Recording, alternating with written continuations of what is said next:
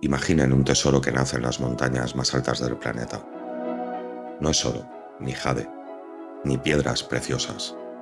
Es sal, pero no una sal cualquiera. Es sal rosa del Himalaya, una de las sustancias más puras y antiguas de la Tierra. Durante siglos, esta sal viajó por rutas clandestinas escondida en caravanas de mercaderes, cambiando de mano en mano desde las cumbres de Pakistán hasta los palacios de Persia y los mercados de Venecia. Era tan valiosa que se usaba como moneda, como ofrenda sagrada e incluso como secreto medicinal. ¿Cómo llegó a convertirse en un símbolo de lujo y poder? ¿Quiénes arriesgaron sus vidas para extraerla y transportarla? ¿Y por qué su color rosado la hizo única en los anales de la historia? Bienvenidos a las Rutas Secretas. Hoy viajamos a través del tiempo y la geografía para descubrir la ruta de la sal rosa. Pero hay algo que los libros de historia no cuentan. Entre los siglos XVI y XVIII, cuando el imperio mogol dominaba el subcontinente indio, la sal rosa del Himalaya no era simplemente un bien comercial, era contrabando puro. Un producto tan celosamente guardado por las élites que su posesión no autorizada podía significar la muerte. Esta es la historia de aquellos que desafiaron el poder imperial por un puñado de cristales rosados.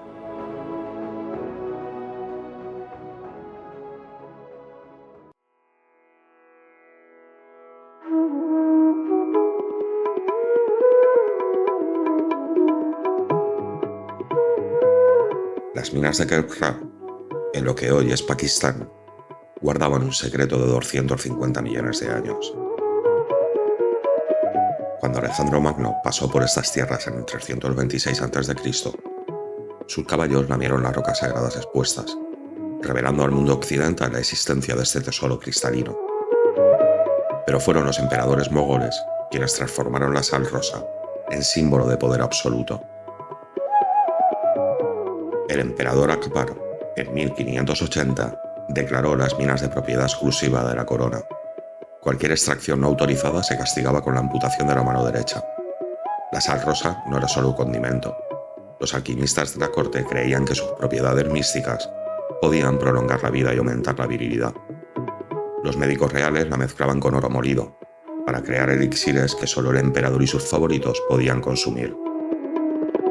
Los registros del cronista Abdul Fat describen cómo cada grano extraído era pesado y catalogado. Las minas estaban custodiadas por una guarnición de 500 soldados. Los trabajadores autorizados, apenas 200 familias hereditarias, vivían en un pueblo fortificado al pie de la montaña. No podían salir sin permiso. Sus hijos nacían condenados al mismo destino: servir a la sal de los reyes. Pero donde hay prohibición, florece el deseo. Y donde hay deseo, nacen los transgresores. En las tabernas clandestinas de Lahore comenzaron a circular rumores sobre hombres que se atrevían a robar la sal sagrada. Les llamaban los fantasmas rosados, porque operaban en la oscuridad más absoluta y desaparecían sin dejar rastro, excepto por el brillo cristalino que a veces quedaba en el suelo de las minas.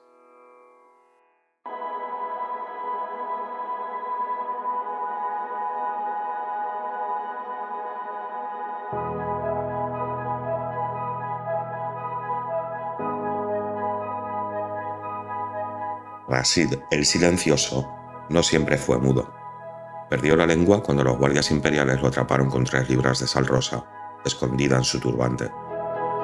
Pero eso no lo detuvo. Se convirtió en el más legendario de los contrabandistas, desarrollando un lenguaje de señas que solo su banda comprendía. Los contrabandistas no eran criminales comunes. Muchos eran antiguos mineros que conocían cada grieta y pasadizo de las montañas. Otros comerciantes arruinados por los impuestos imperiales, que veían en el contrabando su única salvación.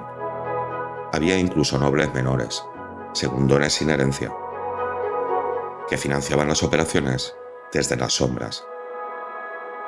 Sus métodos eran ingeniosos.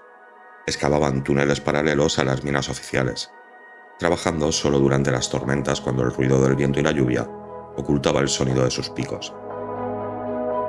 Sobornaban a los guardias con opio traído de Afganistán.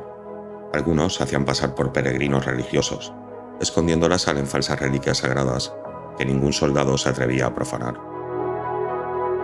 La sal robada se transportaba en pequeñas cantidades, nunca más de lo que un hombre podía cargar corriendo. La envolvían en tela negra para ocultar su brillo característico. Los contrabandistas más audaces la molían y la mezclaban con especias comunes, reconstituyéndola después con técnicas secretas que pasaban de padres a hijos. El documento más revelador sobre estas operaciones es el diario de Mahmoud Khan, un oficial de aduanas que fingió unirse a los contrabandistas para infiltrar sus redes. Sus escritos, descubiertos en 1923 en los archivos de Delhi, describen una organización tan sofisticada que tenía sus propios códigos, rutas de escape y hasta un sistema de pensiones para las viudas de los contrabandistas ejecutados.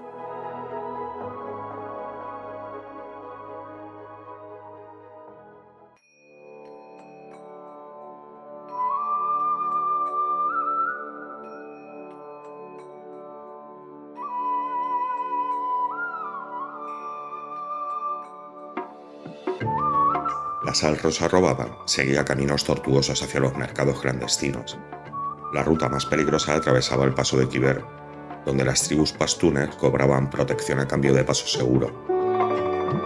Muchas caravanas desaparecieron en esos desfiladeros, víctimas de la codicia o de las tormentas de nieve que sepultaban hombres y mercancías.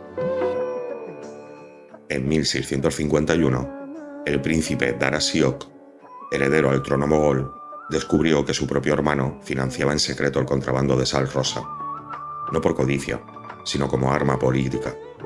Distribuía la sal sagrada entre los nobles descontentos para ganar su lealtad. Cuando Dara confrontó a su hermano, lo acusó de herejía y lo hizo ejecutar. Con la sal rosa había comprado un imperio.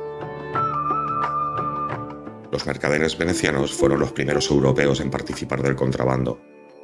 Marco Polo había mencionado la sal que brilla como rubíes, despertando la codicia de los comerciantes mediterráneos. Establecieron una red de intermediarios armenios que compraba la sal a los contrabandistas de Kandahar y la transportaban hasta Constantinopla, donde se vendía a 20 veces su peso en plata. La traición era moneda corriente en este mundo subterráneo. Los contrabandistas vivían con la paranoia constante de ser delatados. El caso más infame fue el de Gopal Das, un contrabandista que trabajó durante 10 años ganándose la confianza de sus compañeros, solo para entregarlos todos al gobernador de Punjab a cambio de un título nobiliario. La noche de la redada, 47 contrabandistas fueron capturados. Sus cuerpos, cubiertos de sal rosa como burla macabra, fueron exhibidos en las murallas de Lahore durante un mes.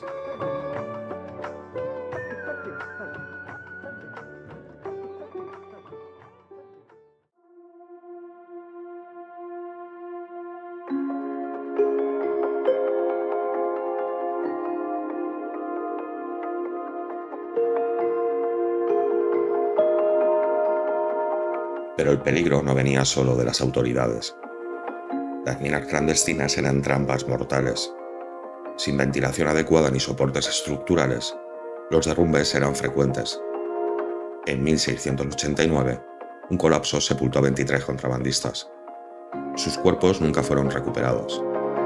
Los mineros legales juraban escuchar sus lamentos en las noches sin luna, advirtiendo a otros de no seguir su camino. Los contrabandistas desarrollaron sus propios códigos de honor sangrientos.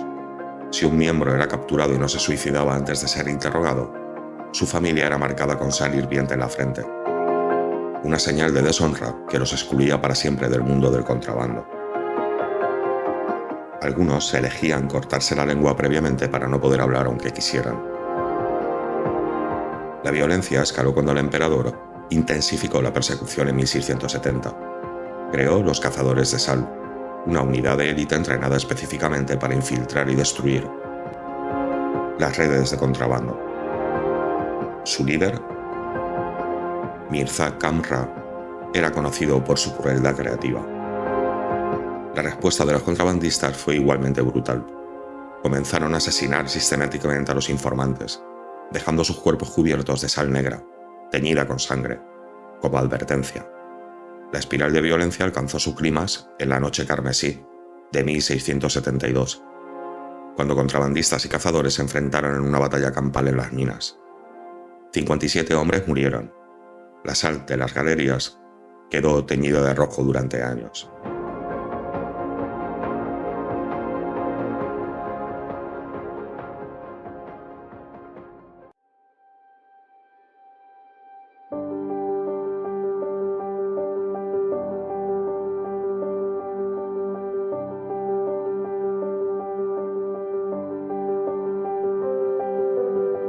La sal rosa era sangre de la montaña cristalizada en las cumbres del Himalaya. Nos revela una verdad ancestral sobre el poder. No reside en la fuerza, sino en el significado que le otorgamos. No era solo un condimento, era un vínculo entre la tierra y el cielo, un pacto tácito entre reinos distantes, una ofrenda que demandaban tanto emperadores como monjes. Así, durante siglos, la sal rosa descendió de las montañas no por senderos visibles, sino por rutas de fe, por ceremonias calladas y promesas selladas a la luz de la luna. No fue el ejército más poderoso el que unió las culturas. Fue la convicción de que algo tan simple, rosado y efímero, podía guardar el equilibrio entre el cuerpo y el espíritu.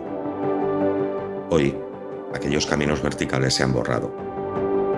Pero si escuchas con atención el silbido del viento en los pasos de Karakorum, aún puedes percibir el susurro de aquellos que comprendieron que lo más poderoso no era lo que se extraía de la tierra, sino lo que se depositaba en el alma. En el próximo episodio de Las Rutas Secretas, nos adentraremos en el desierto para seguir el rastro de un aroma que movió ejércitos, financió reinos y ascendió hasta los altares de los dioses. Una fragancia que valía más que el oro y que viajaba por túneles secretos, excavados no en la roca, sino en el silencio del desierto. Bienvenidos a los túneles prohibidos del incienso. Gracias por escuchar.